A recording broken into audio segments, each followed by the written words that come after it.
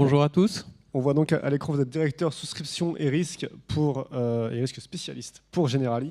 Avec vous, on va donc parler de la face plus sombre du RGPD, le risque qui pèse sur l'entreprise qui ne parviendrait pas à totalement respecter le texte. Première question, est-ce que ce risque il est pris en charge par les assureurs? Alors effectivement, quand on parle d'une nouvelle réglementation, on parle de nouveaux risques pour les entreprises.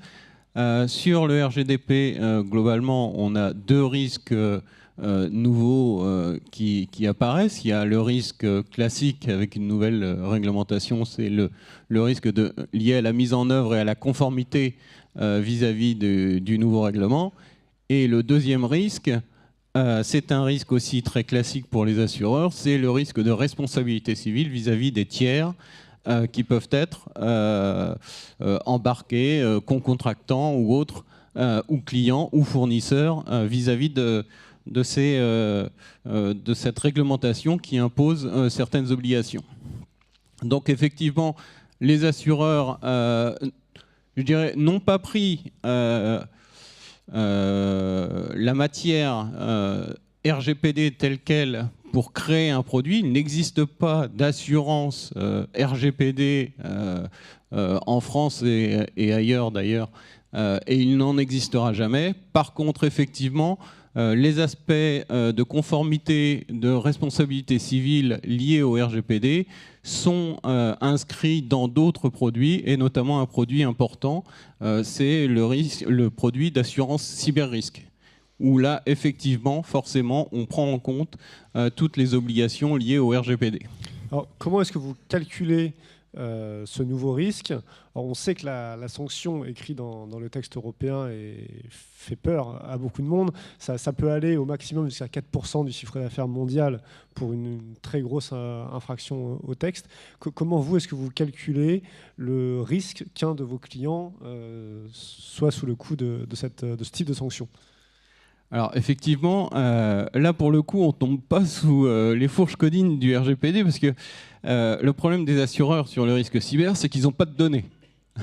Pas d'historique. Globalement, pas d'historique. Et vous savez que les assureurs aiment travailler sur des statistiques et sur des séries de données sur du long terme. Donc là, en l'occurrence, on n'a pas ou très peu de données. Donc pour calculer à la fois une rentabilité d'un produit et donc un tarif pour arriver à cette rentabilité, globalement, on est parti d'autres risques. On a travaillé par analogie avec d'autres risques, notamment les risques d'assurance informatique, des matériels informatiques, les risques classiques que nous avons de responsabilité civile. Et on a fait un petit mélange de tout ça par le biais des actuaires qui travaillent nos statistiques. Et on a ébauché un tarif. Ce tarif, actuellement, on est bien incapable de savoir s'il est bon ou s'il est mauvais. Donc on part dans une semi-obscurité. Et je dirais, l'avenir nous dira si on a raison, s'il faut diminuer ce tarif, s'il faut l'augmenter parce que les risques liés à cette assurance sont plus importants que ce qu'on pensait, ou voilà. Donc effectivement, on est un peu dans le flou pour l'instant. Nos tarifs sont ce qu'ils sont et ils seront adaptés au fur et à mesure. Et pour ce tarif, qu'est-ce que couvre l'assurance cyber-risque? Donc on a bien compris le règlement européen. Qu'est-ce qu'il y a d'autre? Alors, effectivement, d'abord, on va parler un peu du non-respect ou de la non-conformité vis-à-vis du RGPD. Vous l'avez dit, il y a des sanctions qui peuvent être importantes, 20 millions, 4% du chiffre d'affaires, ou, suivant les cas, 10 millions, 2% du chiffre d'affaires, en fonction des problématiques qui sont en cause. Pour ce type de sanctions, les assureurs vont couvrir tout ce qui est relatif aux frais d'enquête. Parce que si vous subissez une sanction de la CNIL, c'est qu'il y aura eu quelque part une plainte de quelqu'un, que la CNIL s'en sera saisie, ou qu'elle s'en sera saisie d'autorité, et qu'elle aura fait une enquête. une enquête de la CNIL, ça nécessite la production de documents, ça nécessite d'avoir des avocats ou des conseillers juridiques ou des conseillers techniques en cybersécurité notamment pour vous aider.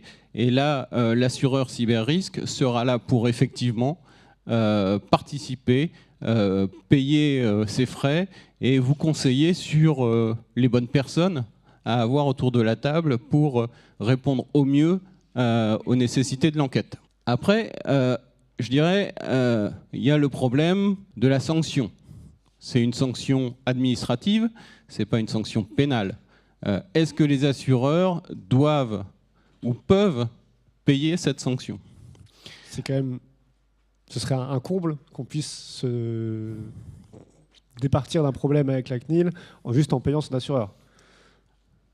Exactement, ce n'est pas la vocation des assureurs.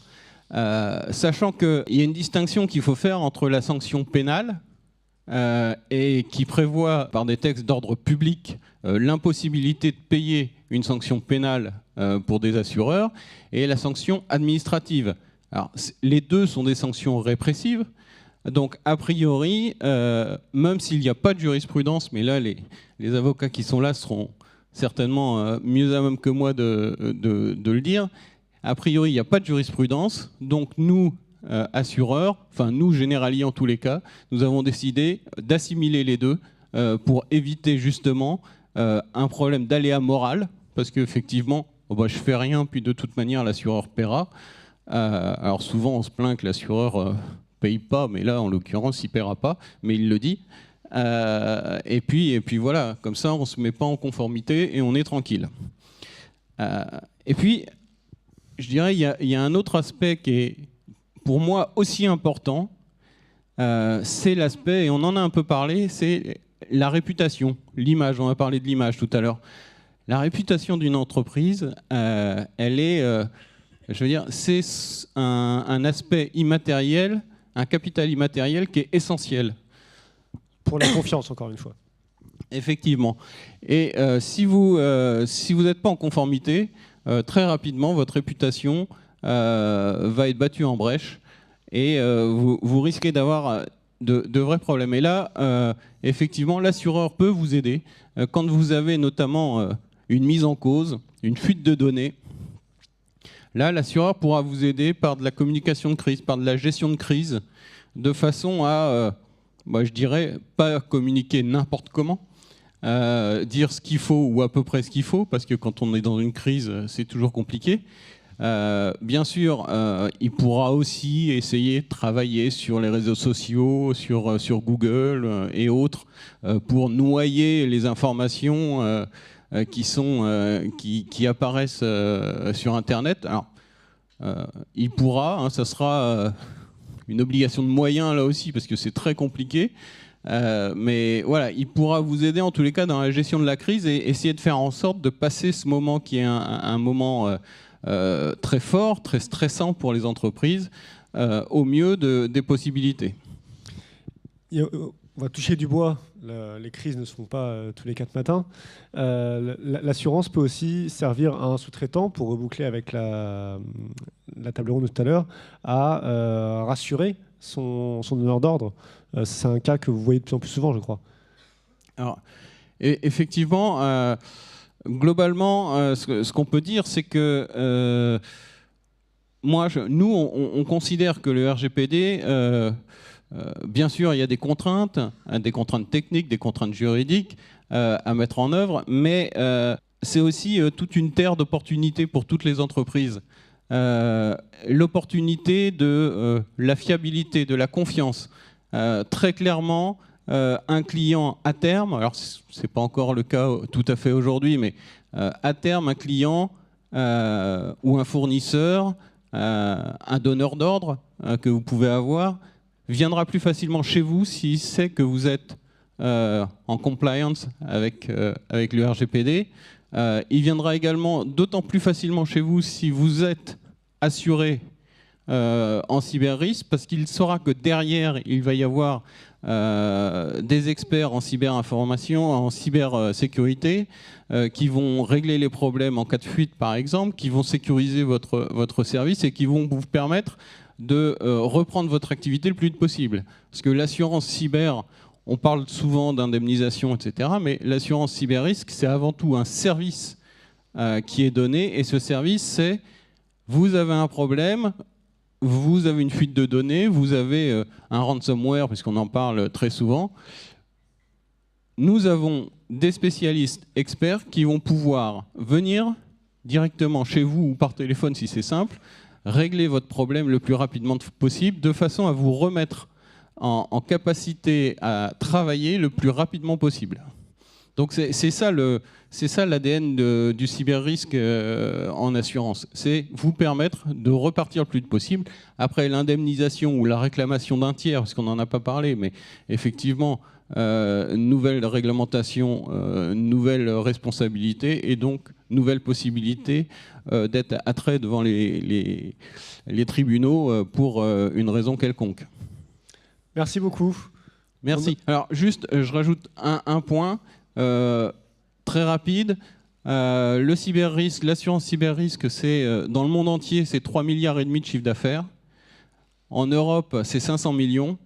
Et en France, c'est 50 millions. Donc c'est très peu de choses. Les 3/4 du chiffre étant aux États-Unis. Voilà. Donc c'est un nouveau produit en développement. C'est une opportunité pour vous, en tout cas. Exactement. Merci beaucoup.